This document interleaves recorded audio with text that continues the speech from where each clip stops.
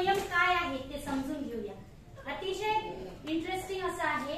पूर्ण इंग्रजी विषयाचं सार, पूर्ण इंग्रजी विषय जो आहे आपला इंग्लिश विषय, त्याचं सार या कवितेमध्ये आहे.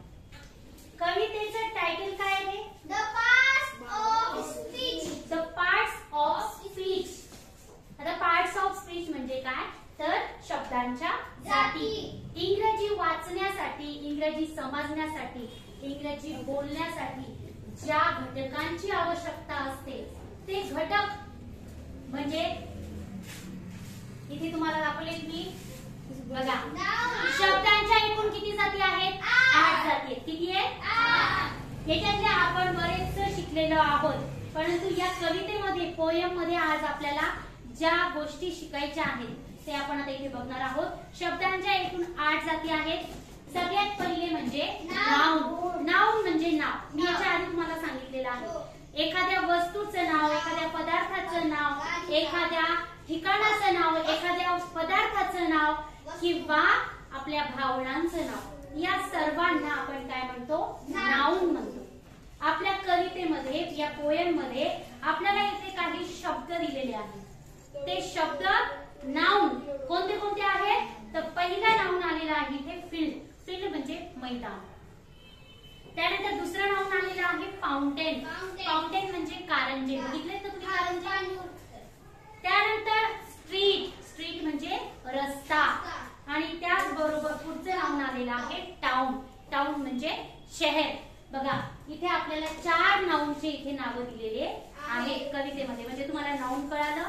नाउन म्हणजे वस्तूचं, पदार्थाचं, ठिकाणाचं, व्यक्तीचं नाव म्हणजे नाव.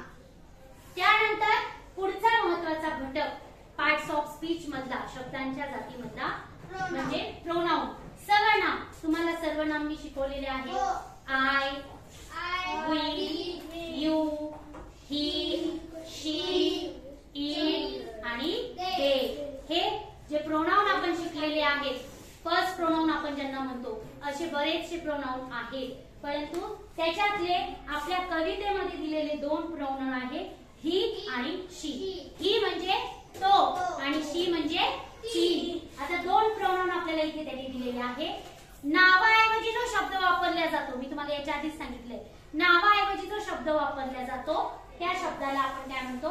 प्रोनाउन किंवा मराठीमध्ये सर्वनाम. हे 2 सर्वनाम आपल्या कवितेमध्ये इथे दाखवलेले आहेत. त्यानंतर पुढचा महत्वाचा घटक म्हणजे ऍडजेक्टिव्ह. ऍडजेक्टिव्ह म्हणजे विशेषण.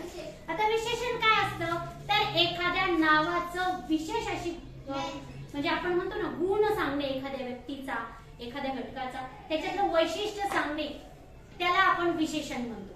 जसं एखाद्या मुलीचं आपल्याला वर्णन जर करायचं असेल तर आपण म्हणतो सुंदर मुलगी.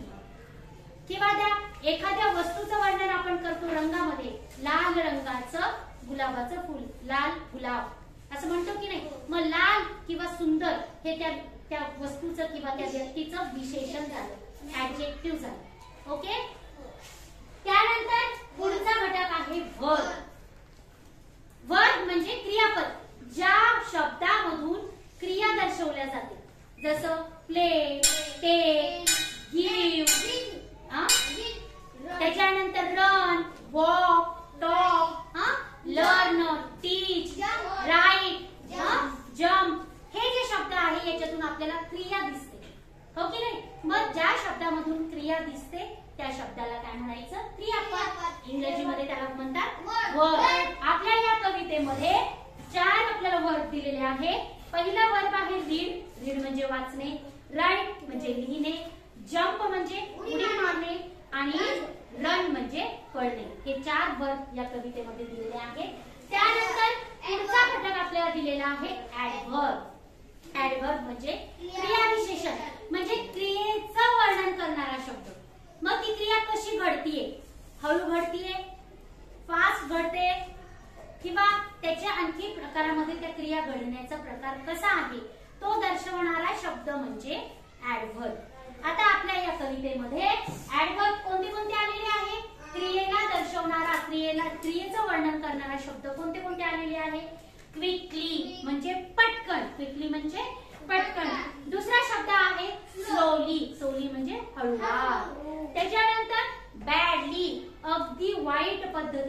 वाईटरित्या, वाईट बॅडली म्हणजे वाईटरित्या, आणि दुसरं वेल, वेल म्हणजे ठीक, चांगलं, यासाठी आपण वेल हा शब्द वापरतो. म्हणजे एखादी घटना कशी आहे, ती चांगली आहे, वाईट आहे, पटकन घडतीये, हळूवार घडतीये, हे जे वर्णन जे करणारा शब्द असतो त्याला इंग्रजीमध्ये ऍडव्हर्ब म्हणतात, मराठीमध्ये क्रियाविशेषण म्हणतात. किती दिलेले आहेत आपल्या कवितेमध्ये?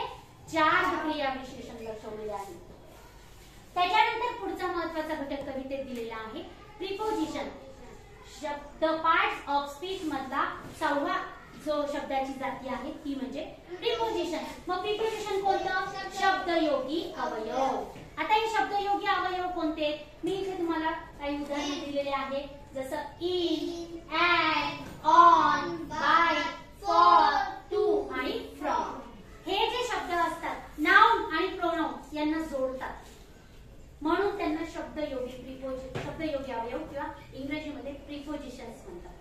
जसं इन म्हणजे आत, ऍट म्हणजे ला, त्याच्यानंतर ऑन म्हणजे वर, बाय म्हणजे कडू, फॉर म्हणजे साठी, टू म्हणजे कडे किंवा ला, आणि फ्रॉम म्हणजे पासून. मग ह्या शब्दांसाठी आपण जेव्हा नाउन, एखाद्या नाउनला आणि प्रोनाउनला जेव्हा जोडायचं आहे, एखाद्या शब्दाला जोडायचं असेल तर त्यावेळेला प्रिपोजिशन्सचा वापर केला जातो. आपल्या कवितेमध्ये आपल्याला 2 प्रिपोजिशन्स दिलेले आहे, इन आणि ऍट. त्यानंतरचा पुढच्या शब्दाची जात आहे द पार्ट्स ऑफ स्पीच मधली कंजंक्शन. कंजंक्शन म्हणजे उभयान्वयी अव्यय. आता हे उभयान्वयी अव्यय कोणते आहेत? तर if, but, as, and, or आणि सो. ज्या वेळेला एखादं फ्रेज असेल किंवा एखादा शब्द असेल किंवा एखादा क्लॉज असेल, हे जोडण्यासाठी ज्या शब्दांचा वापर केला जातो त्याला आपण कंजंक्शन्स म्हणतो. इंग्रजीमधले कंजंक्शन्स कोणते आहेत? तर इफ म्हणजे जर, बट म्हणजे परंतु, ऍज म्हणजे सारखा, अँड म्हणजे आणि, ऑर म्हणजे किंवा, आणि सो म्हणजे तरी. मग हे जे उभयान्वयी अव्यय आहेत, आपल्या कंजंक्शन्स आहेत. आपल्या कवितेमध्ये एकूण 2 आपल्याला उभयान्वयी अव्यय सांगितलेले आहेत. पहिला आहे ऑर, ऑर म्हणजे किंवा, आणि दुसरा आहे अँड, अँड म्हणजे आणि.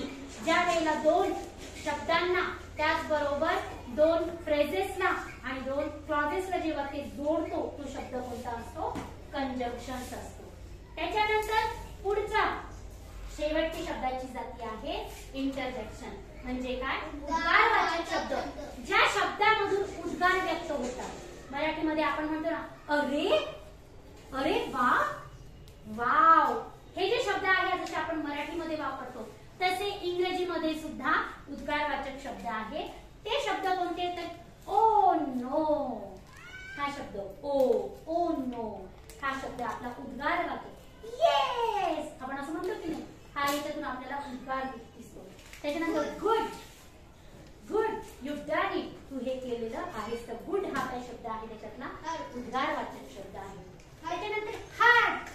या पद्धतीने आपल्या कवितेमध्ये आलेला शब्द जो आहे उद्गारवाचक तो आहे हार्ट. मग आज आपण आता या पार्ट्स ऑफ स्पीच या कवितेमध्ये, या पोयम मध्ये शब्दांच्या एकूण किती जाती बघितल्या? 8 जाती बघितल्या. मग आपल्याला या 8 जातींवर आधारित आपल्या पुस्तकामध्ये एक ऍक्टिव्हिटी दिलेली आहे. ती ऍक्टिव्हिटी म्हणजे इथे एक आपल्याला ट्री दिलेला आहे. ट्री डायग्राम आहे. या ट्री डायग्राम मध्ये आपल्याला या शब्दांच्या 8 जाती या बॅनरवर लिहायच्या आहेत आणि त्याच्यावर आधारित कवितेमध्ये आलेले जे वर्ड्स आहेत, त्याचे एक्झाम्पल्स आहेत, ते आपल्याला याच्यामध्ये ऍड करायचे आहेत. बघा, सगळ्यात पहिले काय सांगितलंय? The free figures show the different parts of speech and their examples given in the poem. Write appropriate labels in the three figures with the help of poem. या कवितेच्या मदतीने आपल्याला हे जे लेबल्स दिलेले आहेत, आपल्याला हा जो ट्री डायग्राम आहे तो आपल्याला कंप्लीट करायचा आहे. अतिशय सोप्या पद्धतीने आपल्याला तो सॉल्व्ह करता येणार आहे. झाड जसं मुळापासून वरते वरते जातं की नाही, वाढत जातं की नाही, तसंच आपल्याला इथून सुरुवात करायची आहे. कशी सुरुवात करायची? सगळ्यात पहिले आपल्या कवितेमध्ये काय आलेलं आहे? नाउन. नाउनचे किती आपल्याला शब्द दिलेले आहेत? 4. मग बघा इथे 4 लीफ आहेत का? 4 लीव्स आहेत ना? मग आपल्याला 4 लीव्स मध्ये हे 4 नावं ऍड करायचे आहेत. बघा पहिलं आहे नाउन. पहिलं काय आहे? नाउन. आपल्याला नाउन लिहूया इथे. नाउन झालं. आता लीव्स कोणते कोणते त्याच्यामधले? फील्ड. पहिलं कोणतं नाउन आहे? फील्ड.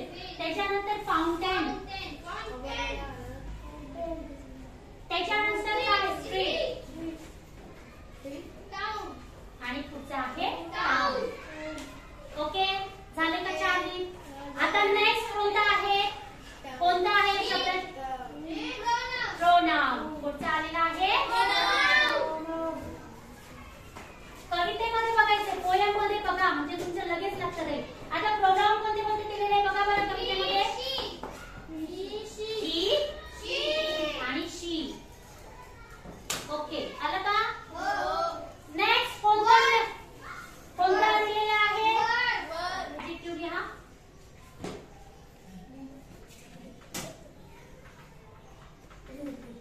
ऍडजेक्टिव्ह कोणते कोणते? मॅजिक आणि ब्राइडल. MAGIC आणि हे ब्राइडल.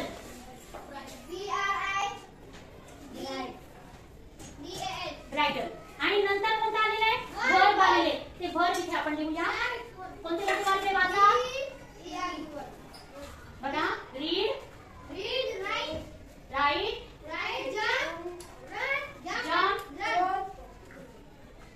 जम्प आणि रन.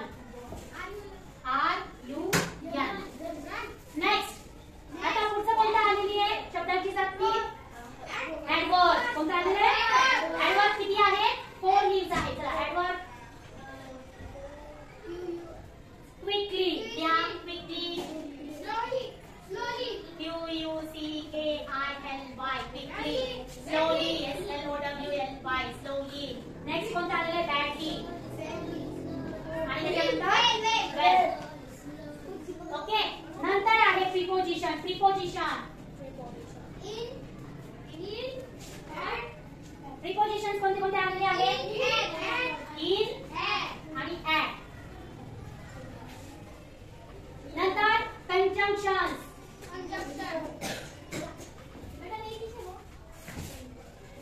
कंजंक्शन्स कोणते कोणते आहेत? तर और आणि अँड.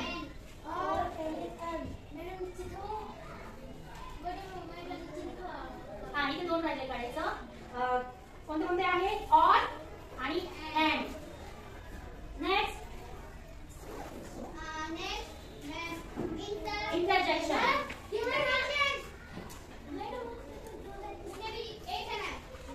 हा इथे आपल्याला एक काढायचा. हा